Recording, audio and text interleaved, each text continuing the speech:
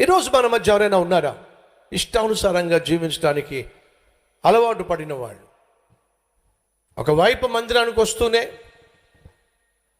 ఒకవైపు వాక్యం వింటూనే, ఒకవైపు రక్షించబడి కూడా మంచి ఆత్మీయునిగా, మంచి ఆత్మీయురాలుగా బయటికి కనిపిస్తున్నప్పటికీ ఎవరికీ తెలియకుండా లోపట పాపంలో జీవిస్తున్న వాళ్ళు ఎవరైనా ఉన్నారా? ఖచ్చితంగా ఉండే ఉంటారు. నువ్వు సగటు విశ్వాసివి కావచ్చు, లేకపోతే సేవలో పాల్పంచుకుంటున్న వ్యక్తివి కావచ్చు. ఎవరైనప్పటికీ కూడా లోపట పాపంలో జీవిస్తున్నట్లయితే, లోపట అపవిత్రత కలిగి ఉన్నట్లయితే దేవుడు ఖచ్చితంగా ఈరోజు నీతో మాట్లాడుతున్నాడు. ఏడో తెలుసా? నిన్ను నేను శిక్షించబోతున్నాను.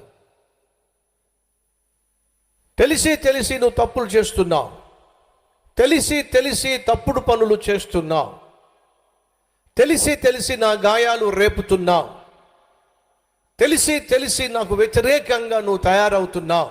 నిన్ను నేను శిక్షించబోతున్నాను. ప్రియ సహోదరి సహోదరులు, ఎన్నిసార్లు గద్దించినా లోబడనొల్లని వాడు తిరుగు లేకుండా నాశనం అయిపోతాడు అని బైబిల్ సెలవిస్తుంది. ఒకవేళ దేవుడు నిన్ను గద్దిస్తున్నప్పటికీ నువ్వు దేవుని మాటకు, హెచ్చరికకు లోబడకపోయినట్లయితే నాశనము నీ మీదకు రాబోతుంది. అది ఏ కోణంలో వస్తుందో, ఎలా వస్తుందో తెలియదు, ఖచ్చితంగా వస్తుంది. కాబట్టి ప్రభు పేరట హెచ్చరిక చేస్తున్నాను.